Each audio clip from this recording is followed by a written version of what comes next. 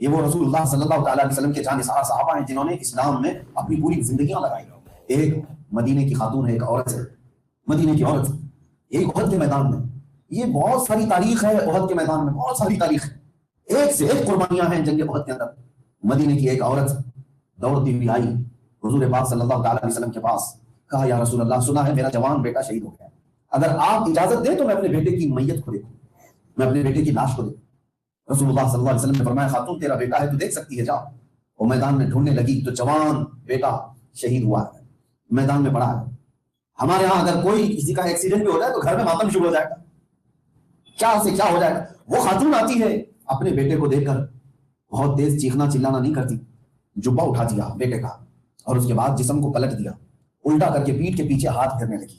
ماں ہے اپنے بیٹے کے جسم پر ہاتھ پھیرتی ہے اور اس کے بعد اللہ کی بارگاہ میں شکر بجا لاتی ہے، کہتی ہے اللہ تیرا کرم ہے، میرے بیٹے کو تو نے قبول کیا، تیرے نبی کی حفاظت میں میرا بیٹا گیا. کسی صحابی نے اس خاتون سے پوچھا اماں جان یا آپ اپنے بیٹے کو کیا کر رہی ہو، انتقال ہو چکا، شہید ہے، ان کا جبہ اٹھا رہی ہو، پیٹھ پہ ہاتھ پھیر رہی ہو. سنو میرے عزیز، وہ مدینے کی خاتون کہتی بات یہ ہے کہ جب یہ میرا بیٹا گھر سے جا رہا تھا میں نے اس کو ایک نصیحت کی تھی، کہا تھا کہ بیٹا جتنا بھی سخت وقت آ جائے، کوئی بھی ایسی سچویشن آ جائے، رسول اللہ صلی اللہ علیہ وسلم کو چھوڑ کر بھاگنا مت، چاہے جیسی بھی ڈینجر سچویشن آ جائے حضور پاک صلی اللہ علیہ وسلم کو چھوڑ کے بھاگنا مت. اور اگر تو بھاگتے ہوئے پیچھے سے مارا گیا تو یاد رکھنا میں اپنا دودھ معاف نہیں کروں. ماں اپنے بیٹے کو کہہ کر کے بھیجی ہے جنگ میں، یہ نہیں ہے کہ چوری سے آ گیا تھا بیٹا، ماں نے بھیجا تھا. اور یہ ماں کہتی ہے آج مجھے پتا چلا کہ جنگ احد میں بہت ڈینجر سچویشن ہو گئی، رسول اللہ صلی اللہ علیہ وسلم کے دانت شہید ہو گئے، مسلمانوں کے اوپر تکلیف زیادہ آ گئی، تو مجھے ڈر لگا کہ کہیں میرا بیٹا میدان چھوڑ کے بھاگا تو نہیں، رسول اللہ صلی اللہ علیہ وسلم کو اکیلا چھوڑ کر چلا تو نہیں گیا. مجھے ٹینشن تھا اور میں بھاگی بھاگی آئی مدینے سے اور پتا چلا کہ نہیں میرا بیٹا شہید ہوا ہے، بھاگا نہیں ہے. پھر بھی میرے دل میں یہ تھا کہ کہیں بھاگتے ہوئے تو نہیں مارا گیا، شہید تو ہو گیا ہے لیکن بھاگتے ہوئے پیٹ بھر کر بھاگ رہا تھا، تب کسی نے مارا تو نہیں. اسی لیے میں میدان میں آ کر اس کا جبہ اٹھا کر پیٹھ پر دیکھ رہی تھی کوئی زخم کے نشان ہے، کسی نے پیچھے سے تیر مارا ہے. اور اس کے بعد میں اللہ کا شکر ادا کر رہی ہوں کہ میرے بیٹے کے پیٹھ پر ایک بھی زخم نہیں، جتنے بھی زخم کھایا ہے سینے پر زخم. بسم اللہ الرحمن الرحیم. وَأَمَّا بِنِعْمَةِ رَبِّكَ فَحَدِّثْ صدق اللہ مولانا العظیم. بارگاہ رسالت معاذ صلی اللہ تعالی علیہ وسلم میں ایک بار درود پاک کا ہدیہ پیش کریں. اللہم صلی علی سیدنا محمد معدن الجود والکرم وآلہ واصحابہ الکرام وابنہ الکریم وبارک وسلم. اللہ عز و جل قرآن عظیم میں ارشاد فرماتا ہے الہاکم التکاثر حتی زرتم المقابر. یہ سورہ آپ نے بھی پڑھی ہوگی، سورہ تکاثر قرآن پاک کے آخری سورتوں میں سے، جس کا مطلب یہ ہے، جس کا میننگ بہت زیادہ چیزوں نے تم کو غافل کر دیا ہے، بے خبر کر دیا ہے. تکاثر کہتے ہیں ہر چیز کی زیادتی، کوئی بھی چیز حد سے زیادہ آدمی کے پاس ہو تو آدمی کو غافل کر دیتی ہے، آدمی کو اللہ اور اس کے رسول سے دور کر دیتی ہے. الہاکم التکاثر. تکاثر کیا کیا چیزیں ہیں؟ مال کی کثرت یا پھر جائیداد کی کثرت، اولاد کی کثرت بھی انسان کو کبھی کبھار غافل کر دیتی ہے، وہ انہی کے درمیان بزی ہو جاتا ہے اور پھر اللہ اور اس کے رسول سے دور ہو جاتا ہے. تکاثر یہی ہے.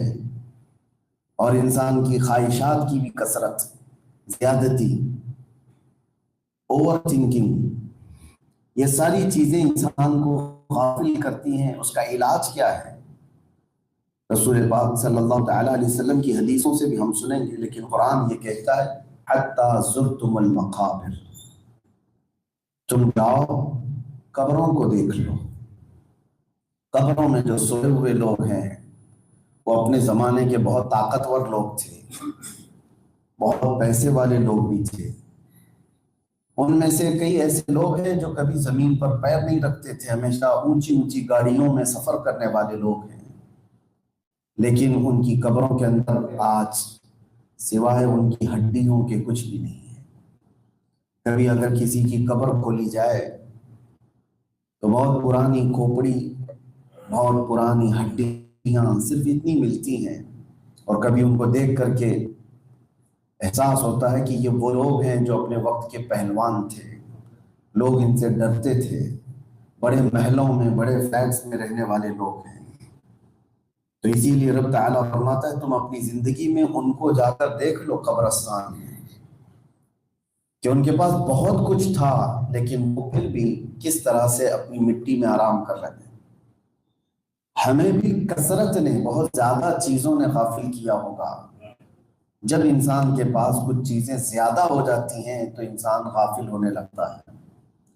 سیدنا یحییٰ علیہ السلام، اللہ کے نبی،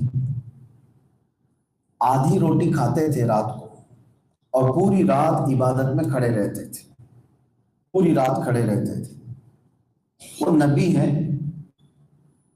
ایک دن ایسا ہوا کہ رات کو انہوں نے 1/4 روٹی زیادہ کھا لیا، یعنی پوری روٹی بھی نہیں، ہاف روٹی تو روز کھاتے تھے، 1/4 اور تھوڑا زیادہ کھا لیا۔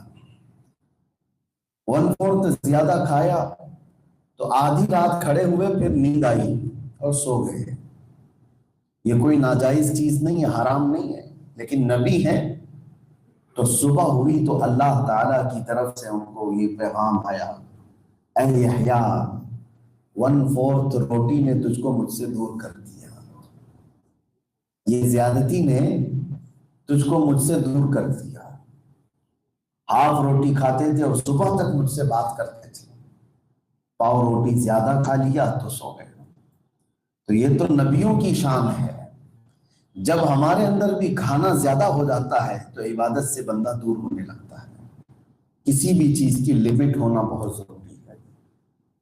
اگر ہم نے لمٹ طے نہیں کی تو غفلت کے شکار ہو جائیں گے۔ اسی لیے کہا گیا کہ بھرا ہوا پیٹ بری خواہشیں پیدا کرتا ہے، بری آرزویں پیدا کرتا ہے، اور رمضان المبارکہ میں اسی لیے 1 مہینے تک بھوکے رہنے کی عادت ڈالنے کا حکم ہے۔ کیوں؟ جب انسان بھوکا رہتا ہے تو اسے تقویٰ ملتا ہے، پرہیزگاری ملتی ہے، اور یہ ریہرسل کرایا جاتا ہے رمضان المبارکہ میں کہ ہمارے اندر جو نفس ہے اگر یہ کمزور ہوتا ہے تو بھوک سے کمزور ہوتا ہے۔ باقی بھرا ہوا پیٹ اور اس کو جتنی بھی تربیت دو وہ سیدھے راستے پر نہیں آتا۔ ایک اور چیز میں آپ کو بتاؤں کہ ہم نے جو سہولیات اکٹھا کی ہیں یہ ہمارے لیے کمفرٹ زون میں جینے کی عادت پڑ گئی، تھوڑا بھی اسٹرگل نہیں چاہیے، تو یہ چیز بھی ہمیں غافل کر دیتی ہے۔ آپ نے آرام کے لیے ٹیک لگایا ہے، آپ نے آرام کے لیے مسجد میں قالین بچھایا ہے، لیکن یہ نیند لے کر کے آ گئی۔ گرمی سے بچنے کے لیے ہم نے اے سی لگوایا ہے، یہ کمفرٹ چاہیے تھا لیکن اس نے ہم کو سلا دیا۔ جو رب تبارک و تعالیٰ کے حضور ہمارے دل کے اندر خشیت تھی، خشوع تھا، اس میں کمی آنے لگ جاتی ہے، اس میں کمی آنے لگ جاتی ہے۔ ایک بزرگ ہیں حضرت ابو بکر شبلی رضی اللہ تعالیٰ، یہ ہمارے سلسلے قادریہ میں آتے ہیں۔ بحر شبلی شیر حق دنیا کے کتوں سے بچا، ہم شیر میں پڑھتے ہیں۔ حضرت ابو بکر شبلی رات کے وقت نماز پڑھ رہے تھے اور اچانک آپ کو نیند آ گئی۔ یا اولیاء اکرام کی بات تو دیکھیں کیسے نیند آئی، ہمیں بھی آتی ہے، تو ان کو اتنی تکلیف ہوئی، جیسی آپ آنکھ کھولے کہا کہ میں اللہ کی بارگاہ میں ہوں اور میرے اوپر نیند کا غلبہ آ گیا۔ ویسے تو ہمارے برسوں سے ہم دیکھ رہے ہیں کتنے لوگ تو جمعہ میں سونے کے لیے بھی آتے ہیں، نیند آ جاتی ہے۔ وہ ابو بکر شبلی جو تصوف کے بادشاہ ہیں، ایک دن ان کو نیند آئی تھی تو اٹھے اور سیدھے جا کر نمک میں سلائی ڈال کر اپنی آنکھوں میں لگایا، نمک کو آنکھوں میں لگایا تو جلتی ہوئی آنکھوں سے خون آنے لگ گیا، بلڈ شروع ہو گیا۔ آپ کے مریدین نے کہا کہ حضور آپ نے یہ کیا کیا آنکھوں کے ساتھ؟ انہوں نے کہا جو آنکھیں اللہ سے دور کرتی ہیں ان کی سزا دنیا میں یہی ہے۔ یہ ہمارے اولیاء کاملین بزرگوں نے اپنے آپ کو سٹرگل کر کے اللہ تعالیٰ کی بارگاہ میں رکھا۔ لکھنؤ میں، اتر پردیش میں لکھنؤ شہر میں ایک بزرگ کا نام آپ نے سنا ہوگا، حضرت شاہ مینا۔ یہ بہت بڑے بزرگ ہیں سلسلہ چشتیہ کے۔ جب یہ نماز پڑھتے تھے تو بعد میں انہوں نے نماز پڑھنے کا طریقہ کیسے بنا لیا؟ ایک دیوار تھی 8-10 فٹ اونچی دیوار، ادھر بھی کھائی اور ادھر بھی کھڈا، اور اس دیوار کے اوپر چڑھ کر کے عبادت کرتے تھے، نماز پڑھتے تھے۔ لوگوں نے کہا یہ کیا نیا طریقہ ہے، آپ نیچے نماز نہیں پڑھتے، دیوار پہ، چھوٹی دیوار پہ نماز پڑھتے ہیں؟ وہ کہتے ہیں اس لیے یہاں کھڑے ہو کر نماز پڑھتا ہوں کہ اگر اونگ آئی، نیند آئی تو نیچے گر جاؤں، اور اگر مجھے اللہ کی عبادت میں غفلت آتی ہے تو اس کی سزا یہی ہے کہ میں اوپر سے نیچے گر جاؤں۔ بہرحال یہ ساری باتیں وہ ہیں میرے عزیزوں کہ جب تک ہم اپنے آپ کو اللہ تعالیٰ کی بارگاہ میں سپرد نہیں کرتے کوئی کامیابی ہمیں نہیں ملتی۔ گھر میں بیٹھ کر کے لوگ یہ سمجھتے ہیں صرف دعا کرنے سے سب چیزیں مل جاتی ہیں۔ اگر ایسا ہی ہوتا تو رسول اللہ صلی اللہ علیہ وسلم کے صحابہ بدر کے میدان میں جا کر تکلیف نہیں اٹھاتے۔ آپ کو، ہمیں اس زندگی میں کچھ نہ کچھ چیزیں اٹھانا پڑے گا۔ کچھ مصیبتیں زندگی میں آئیں گی، کچھ تکلیفیں آئیں گی تو ہمارے درجات بھی بلند ہوں گے اور ایمان بھی مضبوط ہوگا۔ اور جو مشکلوں سے گھبراتا ہے، تکلیف میں ہا ہا کرنے لگ جاتا ہے، تو یہ بہت کمزور مومن ہے، بہت کمزور مومن ہے۔ میں رسول کریم صلی اللہ تعالیٰ علیہ وسلم کے ان صحابہ کی زندگی میں آپ کو لے کے چلتا ہوں۔ مکہ مکرمہ میں ایسے حالات تھے، مکہ میں جب تک رسول اللہ صلی اللہ تعالیٰ علیہ وسلم تھے 13 سال تک صحابہ کرام کو جس انداز سے کفار اور مشرکین تکلیف دیتے تھے، اللہ اکبر۔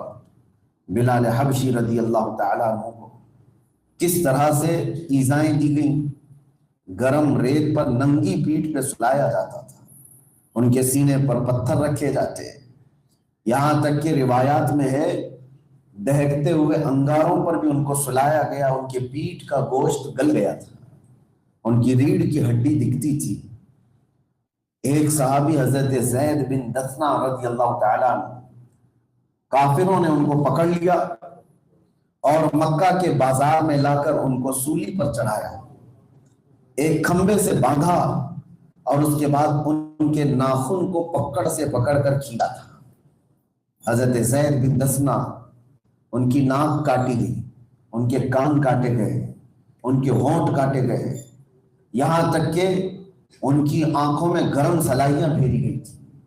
یہ سب ہونے کے بعد بھی زید بن دثنہ رضی اللہ تعالیٰ عنہ کے ایمان میں کوئی تزلزل نہیں آیا، کوئی ڈگمگاہٹ نہیں آئی۔ اور اس کے بعد حضرت خبیب بن عدی، یہاں تک کہ ایک صحابیہ ہیں سمیہ رضی اللہ تعالیٰ عنہ، سیدہ سمیہ رضی اللہ تعالیٰ عنہ، عمر ان کی کافی تھی، ابو جہل نے ان کو ایک بار گرفتار کیا اور گھوڑے کے پیروں سے ان کو باندھ دیا گیا تھا۔ گھوڑا جب دوڑتا تھا تو حضرت سمیہ رضی اللہ تعالیٰ عنہ کو لے کر کے دوڑتا رہا، ان کی پوری ہڈیاں ادھر سے ادھر ہو گئی تھی، اور جب گھوڑا دوڑتا آیا تو ان کے اسپیشل پارٹ کی طرف، شرمگاہ کی طرف تیر مار کر کے ان کو شہید کر دیا گیا۔ یہ حضرت سیدہ سمیہ رضی اللہ تعالیٰ عنہ کے ساتھ، وہ اسلام کی سب سے پہلی شہیدہ ہیں سیدہ سمیہ۔ یہ سب حالات کے بعد صحابہ کرام رضوان اللہ تعالیٰ علیہم اجمعین حضور پاک صلی اللہ علیہ وسلم کے پاس آئے اور پوچھا کہ یا رسول اللہ صلی اللہ تعالیٰ علیہ وسلم، کیا ہم حق پر نہیں ہیں؟ کیا ہم حق پر نہیں ہیں؟ رسول پاک صلی اللہ علیہ وسلم نے فرمایا کیوں نہیں، ہم حق پر ہیں، تو پھر صحابہ پوچھتے ہیں تو اتنی تکلیف کیوں آتی ہے ہم ایمان لانے والوں پر، اسلام میں آنے کے بعد اتنی تکلیفیں کیوں آتی ہیں؟ تب رسول کریم صلی اللہ تعالی علیہ وسلم نے فرمایا اللہ تعالیٰ کا نظام ہے، جس کا جیسا ایمان ہوگا ویسا امتحان ہوگا، جس کا جیسا ایمان ہوگا ویسا امتحان ہوگا۔ آج کے زمانے میں ہمارا امتحان کہاں ہے؟ ہم اس طرح کا امتحان دے بھی نہیں پائے جو کربلا کے میدان میں رسول اللہ کے گھر والوں نے امتحان دیا، جو بدر کے میدان میں صحابہ نے امتحان دیا، جو احد اور خندق کے میدان میں جان ساران رسول صلی اللہ علیہ وسلم نے امتحان دیا۔ ہم میں سے اس کا 5واں حصہ بھی کوئی نہیں دے سکتا۔ آپ کو میں بتاتا ہوں، سنیے توجہ کے ساتھ، ہمیں بخار آئے تو ہم شکایت کرتے ہیں، ہمارا ہاتھ پاؤں درد کرنے لگے تو ہم ویلا مچاتے ہیں، ساری تکلیفیں میرے گھر میں آئی، بزنس میں کوئی کمی آ گئی تو رونا دھونا اور نہ جانے کتنے لوگوں کو ہم شکایت کرتے ہیں، میرا یہ پرابلم، میرا وہ پرابلم۔ میرے عزیزوں، صحابہ کرام میں ایک صحابی ہیں، جنگ احد میں، احد کے میدان میں ان کے پیٹ پر 12 نیزے مارے گئے تھے اور ان کا پیٹ پھٹ گیا تھا، میدان میں گرے ہوئے، ابھی موت نہیں ہوئی۔ حضرت سعد ابن ربیع رضی اللہ تعالیٰ، جنگ ختم ہو چکی، شام کا وقت ہے، رسول کریم صلی اللہ تعالیٰ علیہ وسلم نے اپنے صحابہ سے کہا سعد ابن ربیع زندہ ہے یا انتقال کر گئے؟ حضور نے ان کا نام لے کر پوچھا تو صحابہ نے کہا یا رسول اللہ صلی اللہ علیہ وسلم، لاشوں میں اور زخمی لوگوں میں ہم جا کر دیکھتے ہیں۔ تو 2 صحابی گئے میدان میں ڈھونڈنے کے لیے، لاشیں بہت ساری تھیں، زخمی لوگ بھی پڑے ہوئے تھے، تو سعد ابن ربیع کا نام لے کر پکارنے لگے۔ کافی دور کے بعد آواز آنے لگی، ہاں میں زندہ ہوں۔ سعد ابن ربیع کی آواز آئی، جو 2 صحابہ گئے تھے ڈھونڈنے کے لیے، انہوں نے دیکھا وہ کئی لاشوں کے نیچے دبے ہوئے تھے۔ جب لاشوں کو ہٹایا تو دیکھا ان کا پیٹ پھٹا ہوا ہے، ان کا پیٹ پھٹ گیا ہے، 12 نیزے ان کے جسم پر لگے ہوئے ہیں، ابھی موت نہیں ہوئی، ابھی انتقال نہیں ہوا، سانس چل رہی ہے۔ اسی میں جو آئے ہوئے دونوں صحابی ہیں وہ کہتے ہیں سعد ابن ربیع تجھے رسول اللہ نے نام لے کر پوچھا، سعد ابن ربیع کہاں ہے؟ وہ وہیں میدان میں گرے ہوئے کہنے لگے اے میرے دوستو، رسول اللہ کو میرا سلام کہہ دینا، شاید میری زندگی بہت تھوڑی سی باقی رہ گئی ہے، شاید میری زندگی بہت تھوڑی سی باقی ہے، میں رسول اللہ صلی اللہ علیہ وسلم تک نہیں پہنچ پاؤں گا، میرا سلام کہہ دینا۔ اور اس کے بعد جو دوسرا جملہ ہے، ان کا دوسرا سینٹنس ہے، وہ سنیے جو میرے ٹاپک سے ریلیٹڈ ہے۔ انہوں نے یہ کہا اے میرے دوستو، ایک بات یاد رکھنا، جب تک تم زندہ ہو، تمہاری زندگی میں اگر رسول اللہ صلی اللہ علیہ وسلم کو کسی نے تکلیف دے دیا تو یاد رکھنا قیامت کے دن تمہارا عذر قبول نہیں کیا جائے گا، قیامت کے دن پھر تم کوئی بہانہ نہیں کر سکو گے۔ جس کے جسم میں 12 نیزے لگے ہو، پیٹ پھٹ گیا ہو، وہ یہ نہیں کہہ رہا ہے ہائے ہائے میں مر گیا، میرا کیا ہو گیا، وہ اس وقت بھی یہ کہتے ہیں حضور سے جا کر کہہ دینا میں نے ان کی حفاظت کا حق ادا نہیں کیا، میں نے ان کی حفاظت کا حق ادا نہیں کیا۔ آج ہم گرم بستروں میں سو کر کے، نرم غذائیں کھا کر کے رسول اللہ صلی اللہ علیہ وسلم کی عزت کی حفاظت کی بات کر رہے ہیں، آج اسلام کی حفاظت کی بات۔ ہمیں کوئی ایسی تکلیف نہیں آئی جو ان کو آئی ہے، ویسی مصیبتیں اور ویسا امتحان ہم دے بھی نہیں سکیں گے۔ وہ ایک صحابی نہیں ہے، عزیزان گرامی وقار، اللہ تعالیٰ نے ان کے ساتھ جو آزمائشیں کی ہیں، امتحان لیے، اللہ اکبر، کبھی پڑھ کر کے ایسا لگتا ہے کہ یہ صرف کتابوں میں ہے کہ یہ ریئل لوگ بھی تھے، ایسے ریئل لوگ ایسے تھے۔ ان لوگوں نے جو جو تکلیفیں آئیں اللہ اور اس کے رسول کی محبت میں سب برداشت کیا، سب برداشت کیا۔ آج اگر ہم مسلمان ہیں، ایمان ہے، تو یہ سمجھ کر کے چلنا کہ یہ دنیا دار الامتحان ہے، یہ دار العمل ہے۔ قرآن میں اللہ تعالیٰ فرماتا ہے احسب الناس ان یترکوا ان یقولوا آمنا وهم لا یفتنون، کیا لوگ یہ سوچ کر بیٹھے ہیں کہ وہ ایمان لانے کے بعد آزمائے نہیں جائیں گے، ان کا امتحان نہیں ہوگا؟ فَلَيَعْلَمَنَّ اللَّهُ الَّذِينَ صَدَقُوا وَلَيَعْلَمَنَّ الْكَاذِبِينَ، ضرور ضرور اللہ امتحان لے گا سچے کون ہیں اور جھوٹے کون ہیں۔ اللہ امتحان لے گا اس دنیا میں کہ ایمان والے کون ہیں اور منافقین کون ہیں۔ فَلَيَعْلَمَنَّ اللَّهُ الَّذِينَ آمَنُوا وَلَيَعْلَمَنَّ الْمُنَافِقِينَ، یہاں ہمارا امتحان ہوگا، ہماری آزمائش ہوگی۔ قرآن کی ایک اور آیت ہے دوسرے پارے میں سورۃ البقرہ، اللہ عز و جل ارشاد فرماتا ہے ام حسبتم ان تدخلوا الجنة ولما يأتكم مثل الذين خلوا من قبلكم مستهم البأساء والضراء وزلزلوا حتى يقول الرسول والذين آمنوا معه متى نصر الله الا ان نصر الله قریب۔ قرآن میں اللہ فرماتا ہے تم کیا یہ سوچ کر کے بیٹھے ہو، تمہاری تھنکنگ یہ ہے کہ تم ڈائریکٹ جنت میں چلے جاؤ گے؟ ام حسبتم ان تدخلوا الجنة، ڈائریکٹ تم جنت میں داخل ہو جاؤ گے؟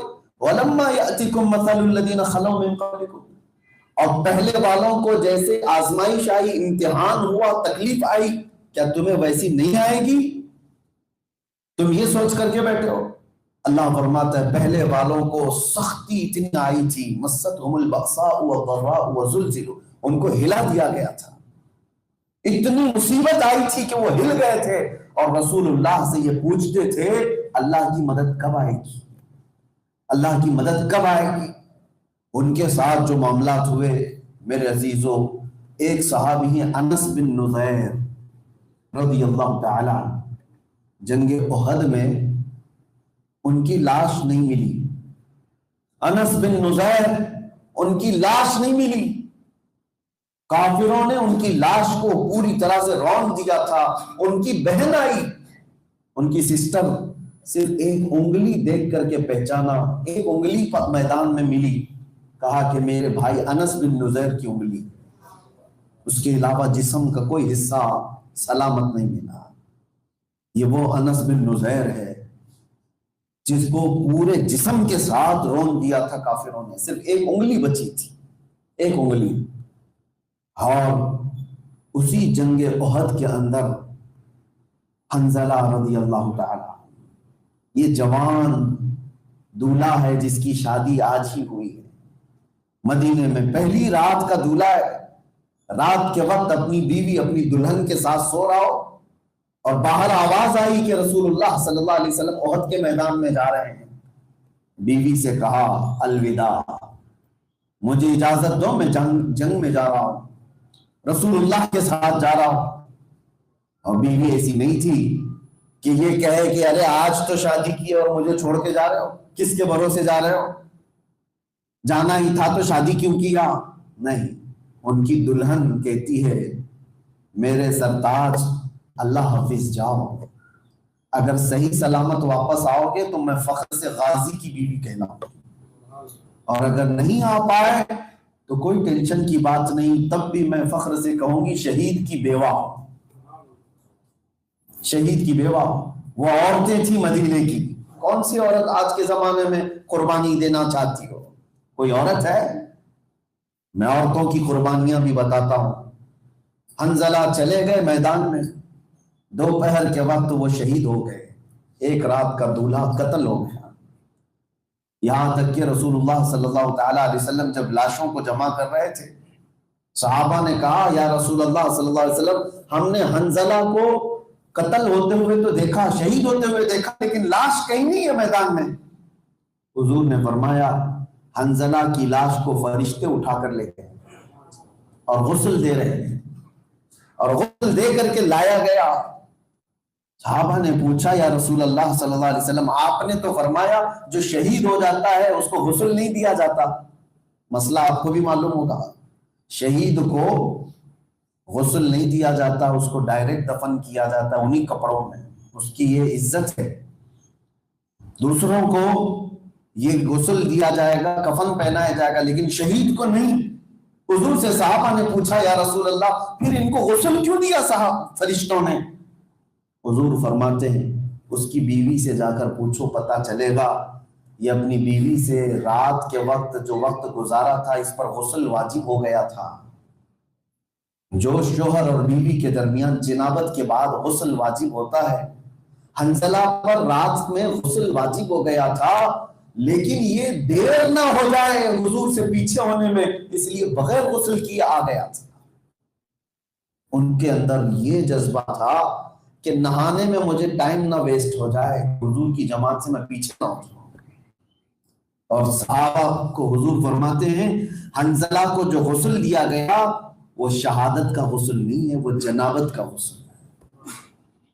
عزیزان گرامی وقار، ان کی بیوی زندگی بھر کبھی کسی سے شکایت نہیں کرتی تھی، کبھی نہیں۔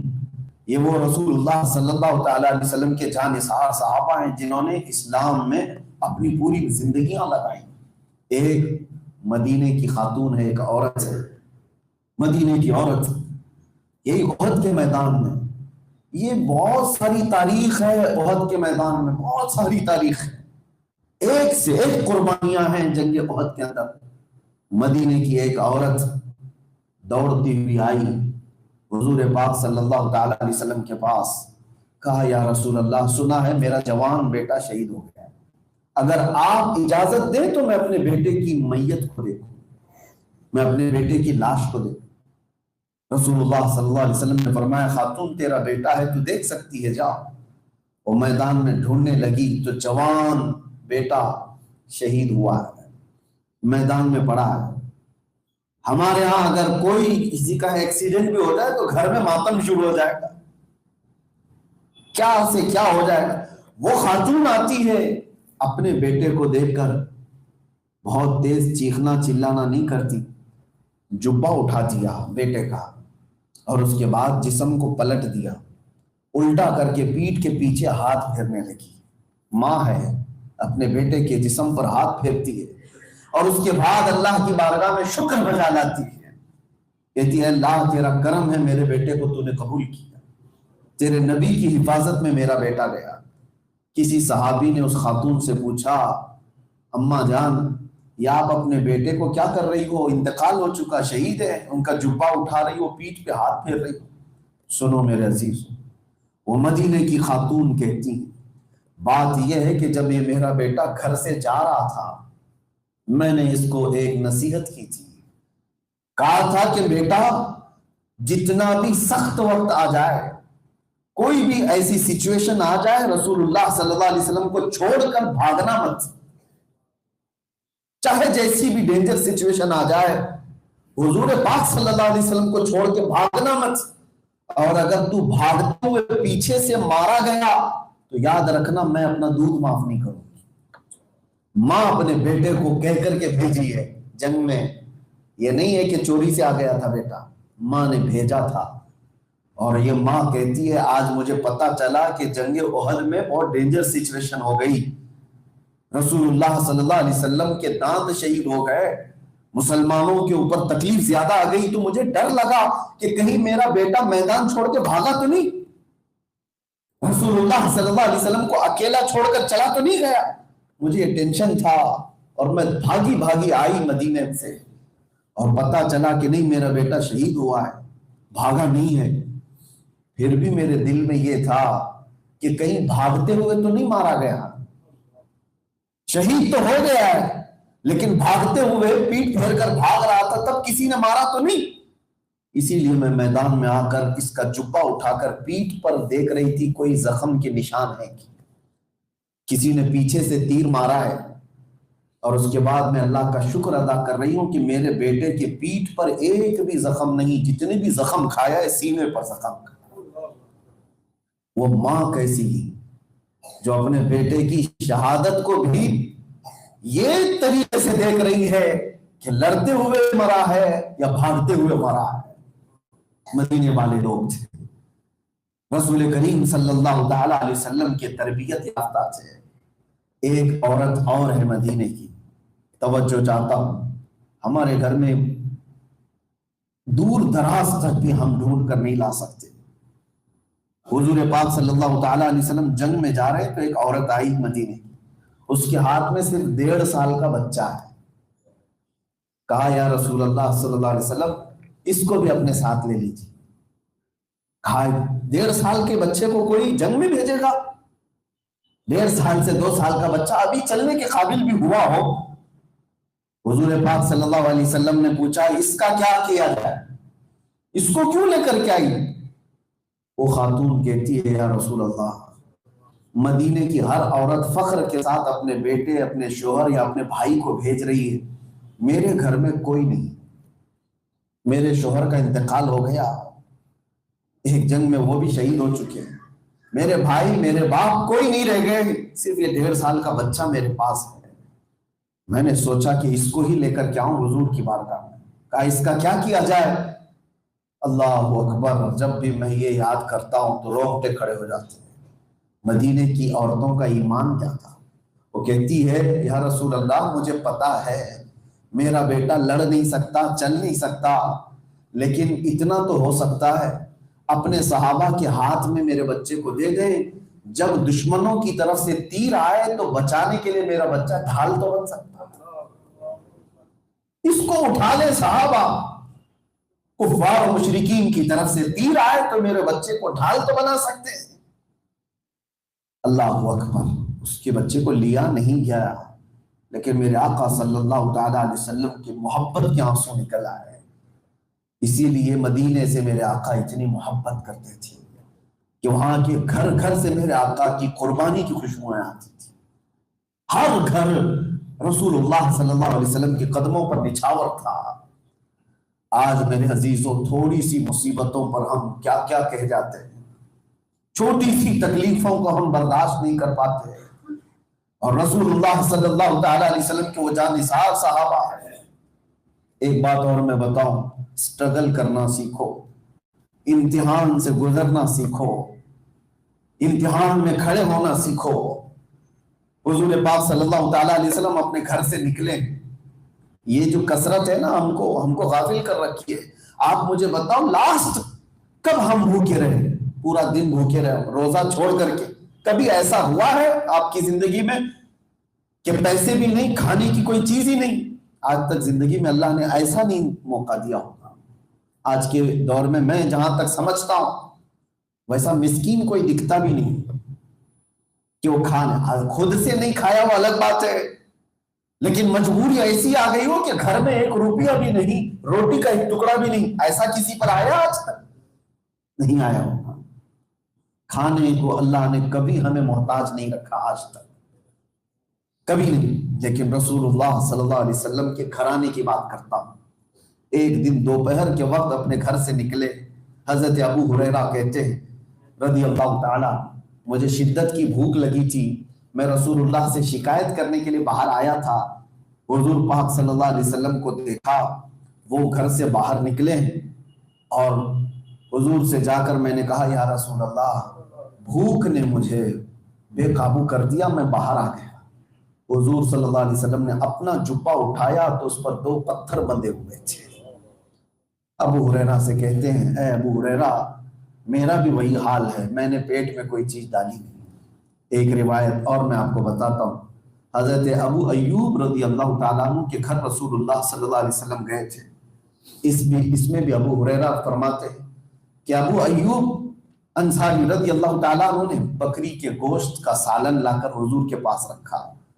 حضرت ابو ہریرہ کہتے ہیں سالن کی خوشبو سے میرے جسم میں ایک عجیب سی لذت آ رہی تھی کہ میں 2 دن کا بھوکا تھا، کھانے کو آج مل جائے گا. رسول اللہ صلی اللہ علیہ وسلم نے کیا کہا ابو ایوب سے؟ کہا ایک اور برتن ہو تو لے آؤ، اس سالن کو آدھا آدھا کر دو. انہوں نے پوچھا یا رسول اللہ کس کے لیے؟ حضور فرماتے ہیں آدھا سالن میری بیٹی فاطمہ کے گھر دے آؤ، پچھلے 8 دن سے ان کے ہاں فاقہ چل رہا ہے، پچھلے 9 دن سے فاطمہ کے گھر میں کوئی چیز بنی نہیں ہے. لیکن ایک نے بھی کسی نے شکایت نہیں کی کہ ہمارے گھر میں روٹی نہیں، ہمارے گھر میں سالن نہیں. وہ رسول اللہ کا گھرانہ تھا، اگر وہ ہاتھ اٹھا دے تو روزانہ جنت سے کھانا آ جائے. میرے آقا فرماتے ہیں لو شئت لسعت معی الجبال ذهبا وفضة، اگر میں چاہوں تو میرے ساتھ سونے اور چاندی کے پہاڑ چلا کریں گے. نہیں، حضور پاک صلی اللہ علیہ وسلم نے امت کے درس کے لیے یہ زندگی بھی بتائی. نوجوانوں سے میں کہتا ہوں جو خالی اپنے آپ کو برباد کیے جا رہے ہیں، وقت کام نہیں کرنا چاہتے ہیں، اور بہت سارے نوجوانوں سے پوچھو کیوں نہیں کام کر رہے؟ میرے سٹینڈرڈ کے مطابق مجھے جاب نہیں ملتی. تمہارا سٹینڈرڈ کیا ہے؟ تمہارا سٹیٹس کیا ہے؟ رسول اللہ صلی اللہ تعالی علیہ وسلم ایک بار حضرت فاطمہ کے گھر آئے. چھوٹے بچے حسن اور حسین رضی اللہ تعالیٰ عنہما وہ دیوار سے چپک کر کے بیٹھے ہوئے ہیں، پیٹ ان کا پیٹ سے لگا ہوا ہے. پوچھا فاطمہ یہ بچے کیوں اس طرح سے خاموش بیٹھے؟ انہوں نے کہا یا رسول اللہ کئی دن سے گھر میں کھانا نہیں بنا، بھوک کی شدت سے ان کا پیٹ اندر گیا. حضور پاک صلی اللہ علیہ وسلم نے کیا کہا؟ فاطمہ رکو، میں میرے بچوں کے لیے کچھ لے کر کے آتا ہوں، قرضہ مانگ کر کے نہیں. اب سنو توجہ سے، وہ نوجوان جو سٹیٹس اور سٹینڈرڈ کی بات کرتے ہیں، مدینے سے باہر نکل کر کے آئے رسول اللہ صلی اللہ علیہ وسلم، اور ایک باغیچے میں، کھجور کے باغیچے میں گئے. وہ کسی کا باغیچہ تھا. میرے عزیزوں میں یہ اکثر بیان نہیں کر پاتا ہوں. باغیچے کے مالک سے جا کر حضور نے فرمایا کیا تو مجھے کام پہ رکھ سکتا ہے؟ کیا تو مجھے جاب پہ رکھ سکتا ہے مزدوری کرنے کے لیے؟ اس باغیچے کے مالک وہ پہچانتا نہیں تھا. کہا ہاں آ جاؤ، میں کام دوں گا تم کو. کام کیا دیا؟ کہا کہ کنویں سے پانی نکال کر کھجور کے درختوں پہ پانی ڈالو، ایک مٹکا پانی ڈالو گے تو 2 کھجور دوں گا. رسول اللہ صلی اللہ علیہ وسلم نے قبول کر لیا. پیسے نہیں، ایک مٹکا پانی ڈالنے پر 2 کھجوریں صرف. اور جب حضور کنویں میں مٹکے کو رسی لگا کر کھینچتے تھے تو پانی اٹھا کر کے کھجور کے درخت پر ڈال کر آتے تھے، اور مالک جو باغیچے کا تھا 2 کھجوریں دیتا تھا اجرت میں. 2 کھجوریں، 2 مٹکے پانی ڈالے، تیسرا مٹکا آپ کنویں میں ڈالے تھے کہ رسی ٹوٹ گئی. رسی ٹوٹ گئی، مٹکا اندر چلا گیا. وہ مالک کو پتا نہیں تھا، وہ سیدھے آ کر کے حضور پر ہاتھ مار دیا. کہا کہ کیسا کام کرتے ہو، کیسی مزدوری کرتے ہو؟ اللہ کا رسول ہے.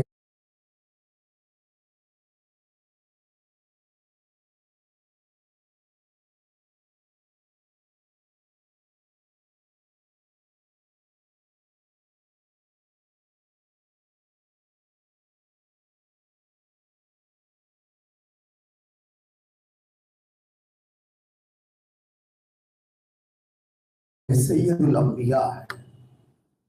آہ نہیں کہا، اس سے کہا کہ مجھ سے یہ رسی ٹوٹ گئی ہے، تم میری اجرت میں سے کوئی چیز کٹ کر دو.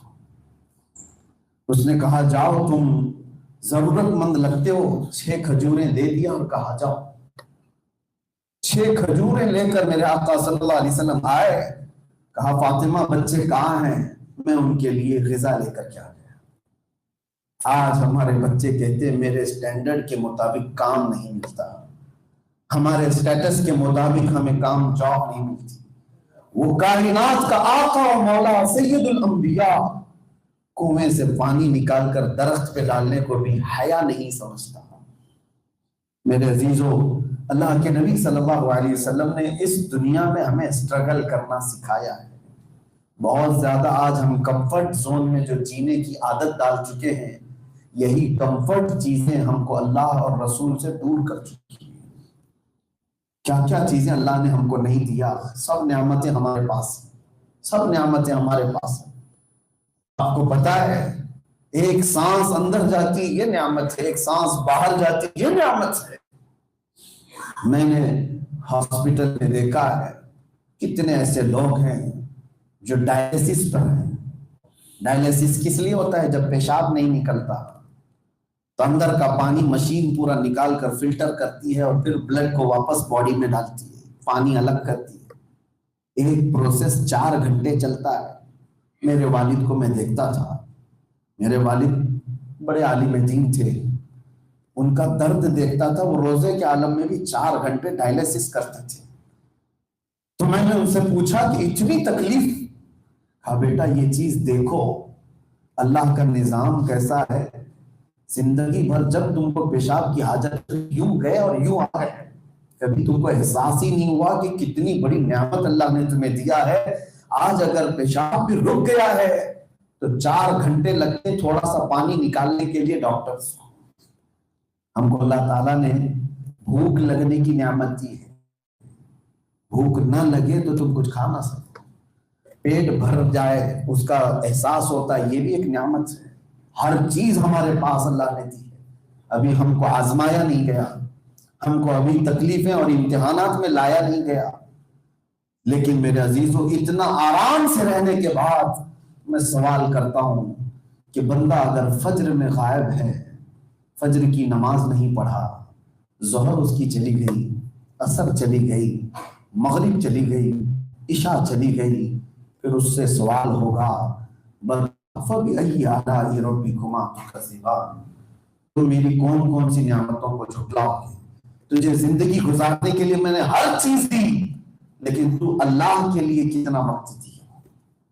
آج نمازوں سے جو غافل بچے ہیں، نوجوان، ان سے میں کہتا ہوں، میں ایک بار ایک کینسر ہاسپٹل گیا تھا، اور اکثر ہم لوگ سال میں 1 مرتبہ 2 مرتبہ کینسر ہاسپٹل جاتے ہیں اور جا کر کے دیکھ کر کے آتے ہیں، ان کو دعا کرتے ہیں۔ وہ اس لیے کہ کچھ نوجوانوں کو میں لے کر جاتا ہوں، دیکھو ان کو کس حالت میں ہیں آج۔ مجھے آج تک یاد آتی، 8 سال ہو گئے، ایک تقریباً 45 ایئرز کا ایک بیمار آدمی، اس کی گردن پر کینسر تھا اور بہت بڑا ایک پھوڑی تھی، ایسے سویا ہوا رہتا تھا۔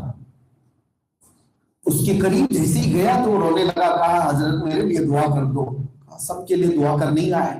کہا نہیں، میرے لیے صرف اتنی دعا کر دو کہ ایک بار اٹھ کر کے میں سجدہ کر سکوں۔ کہا اس میں کیا مسئلہ ہے؟ کہا سر اٹھاؤ تو پھر بلڈ شروع ہو جاتا ہے، نہیں اٹھا سکتا، پیپ آتا ہے اور خون آتا ہے، وہ آدمی سر نہیں اٹھا سکتا۔ کہا کہ جب جوانی تھی ہم سجدہ کرنے سے بھاگتے تھے، اور آج ایسی حالت ہے کہ ایک سجدہ کرنے کی بھی میرے اندر طاقت نہیں۔ ڈرو اللہ تعالیٰ کی پکڑ سے، آج تم سلامت ہو، تمہارا جسم محفوظ ہے اور تم سجدے سے بھاگ رہے ہو، وہ دن نہ آ جائے کبھی سجدہ کرنے کی توفیق بھی اللہ کی ہے، اللہ تبارک و تعالیٰ یہ توفیق ختم کر دے تو عبادت بھی نہیں کر سکو گے۔ اسی لیے عرب میں ایک سٹیکر میں جگہ پر دیکھتا تھا، صلو قبل ان تصلو، اپنی نماز پہلے پڑھ لو اس سے پہلے کہ قوم تمہاری نماز پڑھ دے گی۔ تمہیں لایا جائے گا ایک دن، ہمیں بھی لایا جائے گا، اور باندھ کر کے لایا جائے گا، ناک میں روئی ٹھونس کر کے، کانوں میں روئی لگا کر کے، کاٹن رکھ کر کے، پیٹ کو رسی سے باندھ کر، پیروں کو باندھ کر، سفید کپڑے میں امام کے سامنے لا کر رکھ دیا جائے گا۔ زندگی میں تم نہیں پڑھتے تھے، اب لوگوں سے تمہارے اوپر پڑھا دیا جائے گا۔ عزیزان گرامی وقار، ہمارے پاس بہت شارٹ ٹائم بچا ہوا ہے، بہت تیزی سے وقت گزر جائے گا، اسی لیے اعلیٰ حضرت فاضل بریلوی رضی اللہ تعالیٰ عنہ کے اس شعر پر میں اپنی گفتگو کو سمیٹتا ہوں، آج لے ان کی پناہ، آج مدد مانگ ان سے، کل نہ مانیں گے قیامت میں اگر مان گیا، آخرت میں تو ہمارا جو حساب ہونا ہے۔ میرے آقا صلی اللہ علیہ وسلم فرماتے ہیں 5 سوال ہر آدمی سے قیامت کے دن ہوں گے، 5 سوال، اس وقت تک کوئی میدان قیامت سے ہٹ نہیں سکے گا جب تک یہ 5 سوالوں کا جواب نہیں دے گا۔ اس میں پہلا کوشچن، 5 کوشچن ہر ایک سے ہوں گے، پہلا فرسٹ کوشچن حضور فرماتے ہیں اس سے پوچھا جائے گا میں نے تجھے جوانی دی تھی، کہاں کہاں خرچہ کیا، کہاں سپینڈ کیا، یہ جواب دے دے۔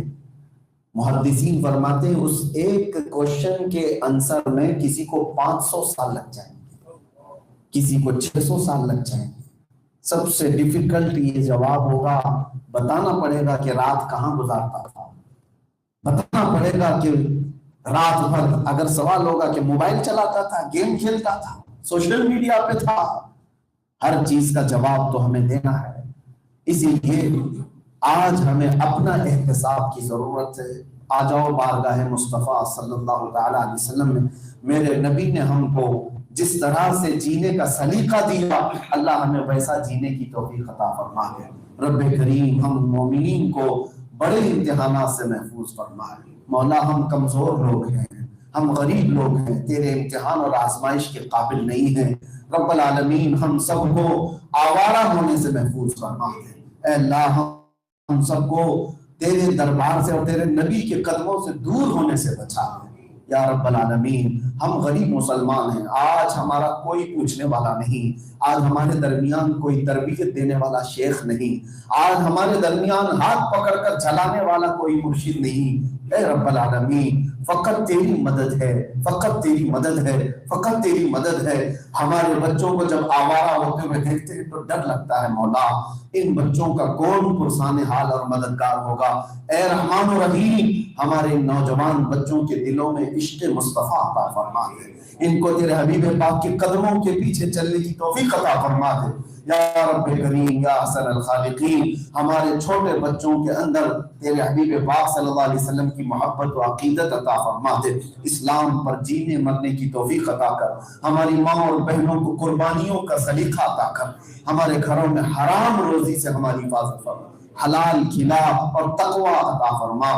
وصلی اللہ تعالی علی خیر خلق محمد وآلہ وصحبہ اجمعین وآخر دعوانا الحمدللہ رب العالمین۔ آخر میں شاید ہو سکتا ہے آج میں آپ سے رخصتی لوں گا، انشاءاللہ زندگی باقی رہی تو پھر ملاقات ہوگی۔ پہلی مرتبہ ہی میرا سری لنکا آنا ہوا تھا، اللہ تعالیٰ جزائے خیر عطا فرمائے۔ خاص طور پر مسجد کنز الایمان میں جو روحانیت ہم نے دیکھی دلوں کے اندر اترتی ہوئی، یہ اعلیٰ حضرت کا فیض ہے، کنز الایمان کا فیض ہے۔ اللہ تعالیٰ اس کو شاد و آباد رکھے، یہاں نماز پڑھنے والے ہر مومن کو اللہ تعالیٰ عشق رسول عطا فرمائے۔ ایک چیز جو انڈیا سے باہر میں ہے، اکثر حالات دیکھے، اب سری لنکا کے حالات بہت قریب سے نہیں لیکن اتنا تو دیکھا کہ ماڈرنزم ویسٹرن کلچر کی طرف مسلمان بہت تیزی سے بھاگ رہے ہیں۔ ہر ایک آدمی یہ سوچتا ہے میں پوش دکھوں، اور اپنے بچوں کو وہ ایسی جگہوں پر ڈالنا چاہتے ہیں جہاں پر وہ دوسرے لوگوں کے سامنے فخر کر سکیں کہ میرا بچہ بہت ہائی فائی ایجوکیٹڈ ہے۔ اس میں ہوتا یہ ہے کہ میں نے عرب میں دیکھا، سعودی عرب کی بات کر رہا ہوں، جدہ شہر، کچھ ایسے علماء میرے پاس انہوں نے بات کی، کہا کہ کتنے بڑے بڑے پیسے والے لوگ اپنے بچوں کو آسٹریلیا امریکہ پڑھنے کے لیے بھیجے، اور جب بچے پڑھ کر کے واپس آئے، سعودی عرب کی بات کر رہا ہوں، جوان بچے اپنے ماں باپ سے پوچھتے ہیں ہو از دا محمد، محمد صلی اللہ علیہ وسلم کون ہے؟ یہ عرب کے بچے۔ کہیں ایسا نہ ہو کہ ہم نے اپنے بچوں کو سب کچھ سکھایا اور اپنا رسول نہیں بتایا۔